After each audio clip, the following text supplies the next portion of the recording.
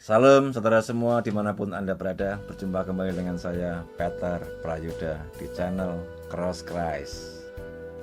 Saudara yang dikasihi Tuhan, ingat pesan saya mewakili pemerintah, gunakan masker jika Anda bepergian. Kalau di rumah seperti sekarang ini saya tidak perlu menggunakan masker. Tapi ketika Anda bicara dengan orang di luar rumah, gunakan masker dengan benar. Ya, seperti Jakarta sekarang PSBB lagi, itu karena warga Jakarta tidak disiplin menggunakan masker. Memang saya berkeliling, naik taksi, naik ojek dengan menggunakan masker. Saya lihat banyak orang Jakarta tidak mengenakan masker ketika ngobrol, ketika berjualan, ketika belanja. Nah, ini ada hubungannya dengan tema kita hari ini, yaitu tentang pemeliharaan Tuhan. Baik, di video yang pertama, kedua, ketiga, kita sudah membahas tentang bukti pemeliharaan Tuhan bagi umatnya. Di padang gurun 40 tahun Tuhan memelihara. Lalu setelah itu Tuhan memperbandingkan, mengkomparasikan antara kita umatnya yang lebih spesial, yang lebih utama, yang lebih dikasihinya dibandingkan dengan burung pipit. Burung pipit saja dijaga Tuhan, apalagi kita. Nah, video yang keempat kali ini saya masih melanjutkan teks Alkitab di dalam Matius pasal yang ke-10. Saya bacakan ayat yang ke-16, demikian firman Tuhan. Lihat, aku mengutus kamu seperti domba ke tengah-tengah serigala. Sebab itu hendaklah kamu cerdik seperti ular dan tulus seperti merpati. Kata cerdik saya janjikan di video yang ketiga untuk saya lanjutkan di video selanjutnya. Cerdik ini tidak sama dengan licik. Licik itu berhubungan atau berkorelasi dengan jahat, penjahat, dan kejahatan atau konspirasi kejahatan. Tapi kalau cerdik itu adalah usaha berpikir, usaha meloloskan diri dari si jahat, penjahat, dan jerat kejahatan. Beda. Nah, biasanya ini orang benar yang cerdik ini. Nah, memang cerdik itu milik orang benar. Saudara yang kasih Tuhan, kita dibekali oleh Tuhan dengan cerdik. Dan kecerdikan ini dalam video ketiga itu kita sudah bahas, itu milik Tuhan. Tuhan yang memberi hikmat. Tuhan, Roh Bapa sendiri yang berkata-kata di dalam kita, bukan kita. Nah, lalu yang berikutnya, tetapi waspadalah terhadap semua orang.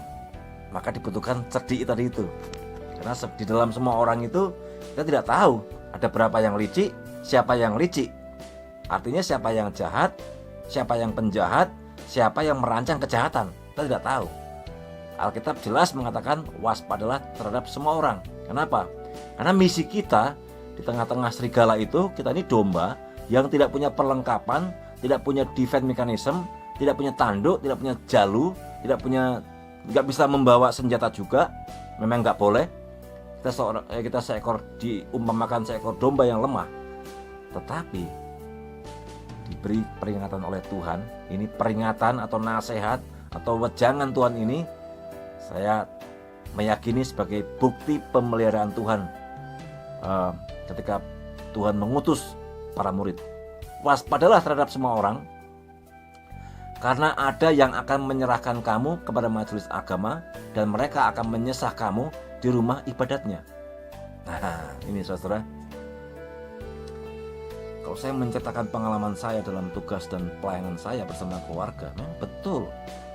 Justru orang-orang di dalam gereja, orang-orang di dalam bait Allah, orang-orang di dalam persekutuan itu yang licik, jahat, penjahat, dan merancang kejahatan terhadap anak Tuhan yang asli, terhadap orang Kristen yang asli.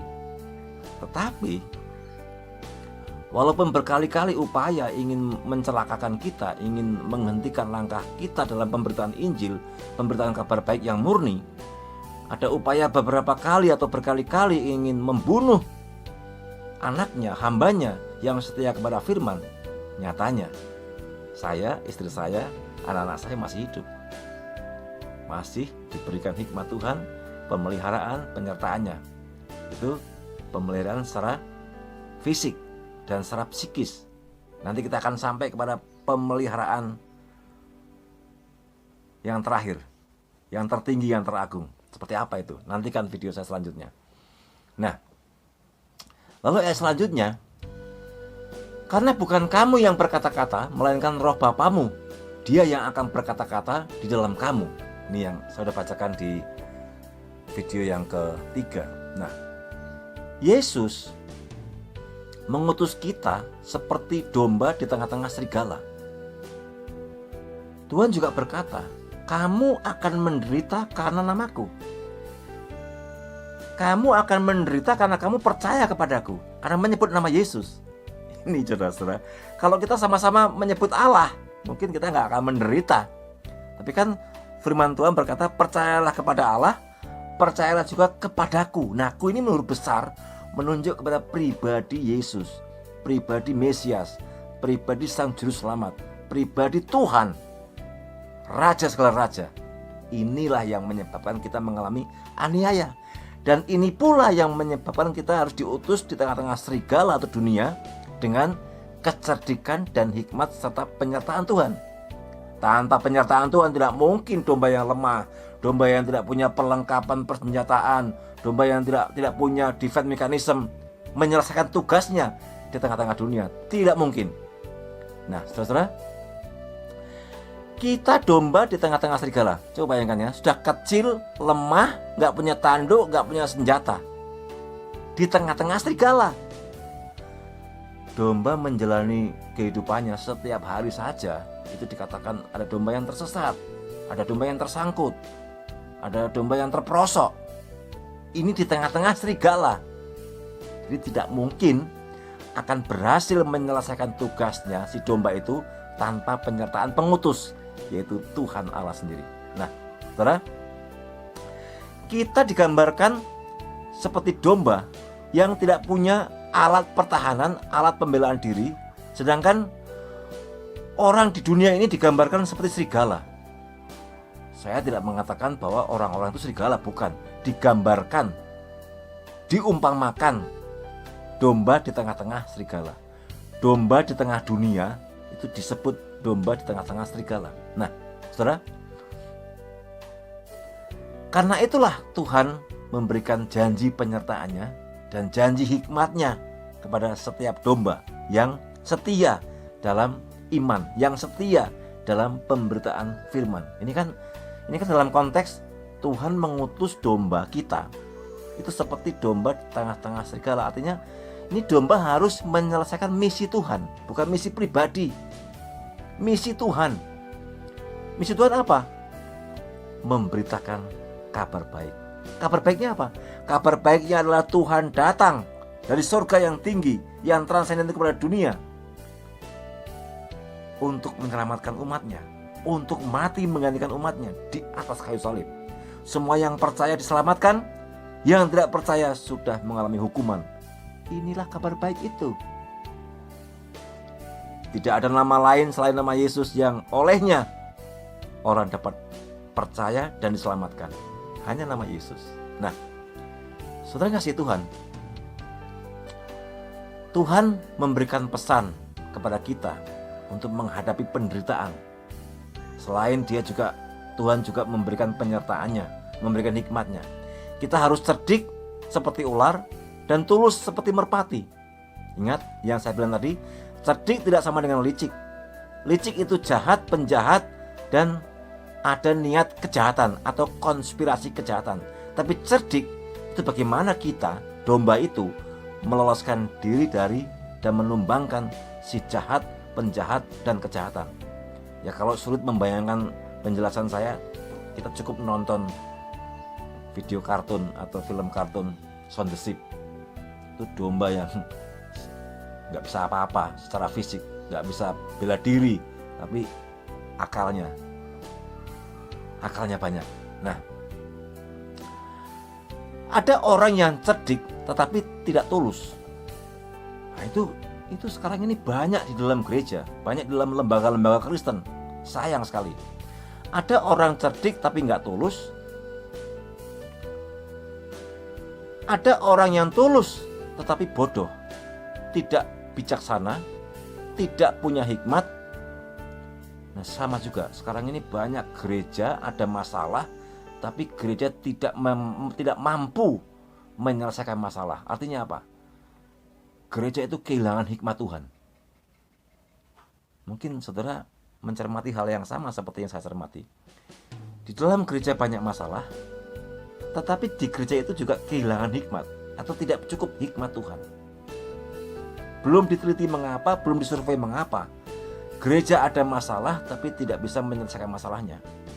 Mungkin gereja itu tidak setia kepada firman, mungkin gereja itu jatuh dalam dosa atau kompromi kepada dosa. Mungkin gereja itu yang harusnya terang dan garam dunia, dia sudah menjadi redup terangnya, dia sudah menjadi hambar, menjadi tawar, karena dia mengikhlaskan dirinya ditawar oleh dunia. Sayang sekali. Kalau kita memahami arti gereja, arti garam, arti terang, wow, gereja seharusnya menjadi pusat solution maker, solution making, menjadi pusat penyelesaian masalah. Tetapi gereja sekarang menjadi banyak masalah, menjadi pusat masalah, ya kan?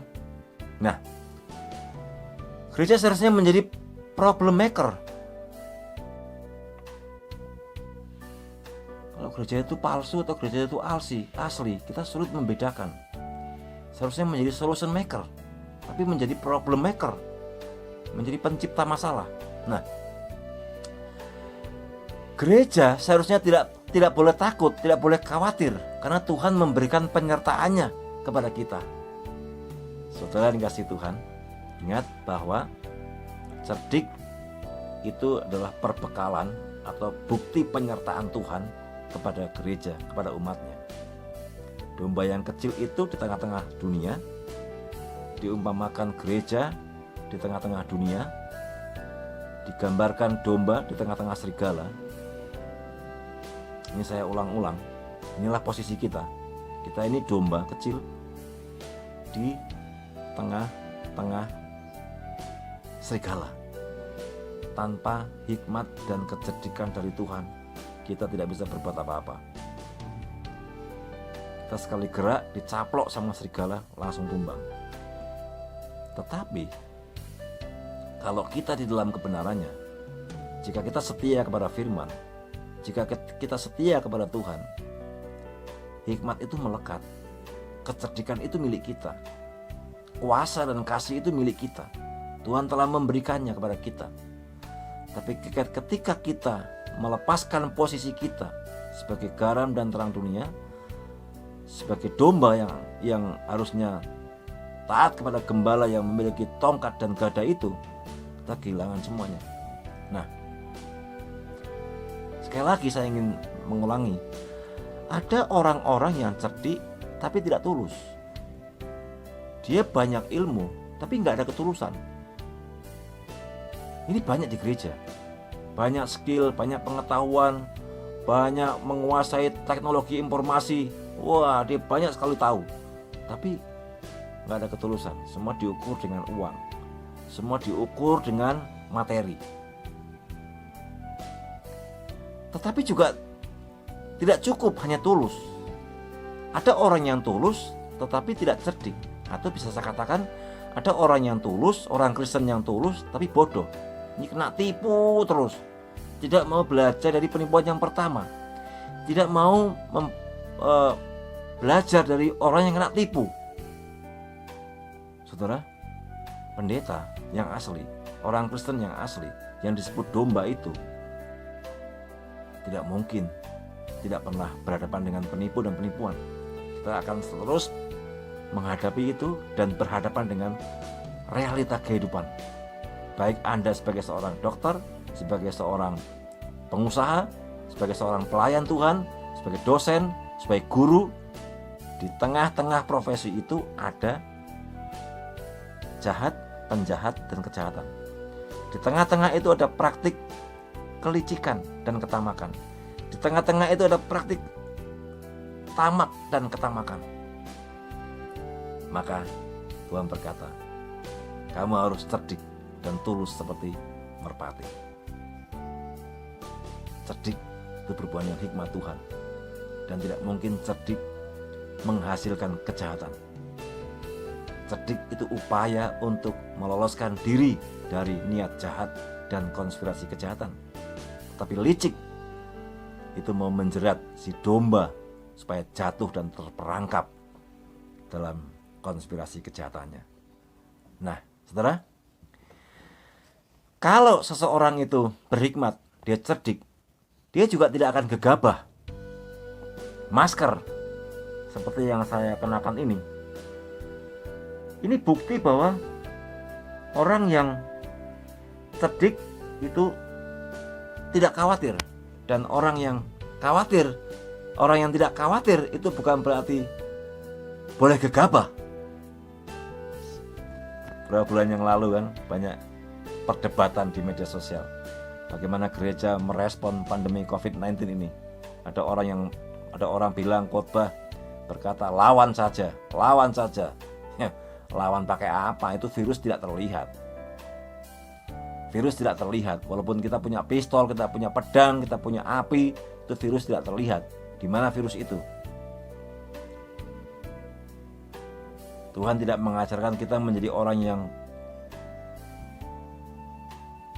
gegabah atau sembrono atau ceroboh. Orang yang tidak menggunakan masker ketika debu saja, apalagi virus, menjadi pandemi, itu adalah kebodohan atau ketololan. Itu berarti mungkin dia bukan domba, mungkin dia kambing, karena dia melawan pemeliharaan Tuhan atau melupakan, mentiadakan, mengesampingkan atau menyepelekan pemeliharaan Tuhan. Orang yang beriman itu orang yang bijaksana, orang yang cerdik, orang yang percaya bahwa Tuhan memelihara. Justru dia menggunakan akal sehatnya untuk menggunakan masker. Menurut saya, masker ini salah satu bukti kecerdikan atau hikmat Tuhan untuk melindungi kita dari debu dan juga virus di masa pandemi COVID-19 ini. Saudara kasih Tuhan, mari kita menjadi anggota gereja, menjadi hamba Tuhan, menjadi pelayan Tuhan, menjadi orang Kristen yang asli, dan menjadi orang Kristen yang cerdik dan sekaligus tulus dalam melayani, dalam bersahabat, dalam pertemanan, dan dalam pekerjaan. Apapun yang saudara terima sebagai kepercayaan dari Tuhan. Tuhan memberkati kita sekalian. Salam.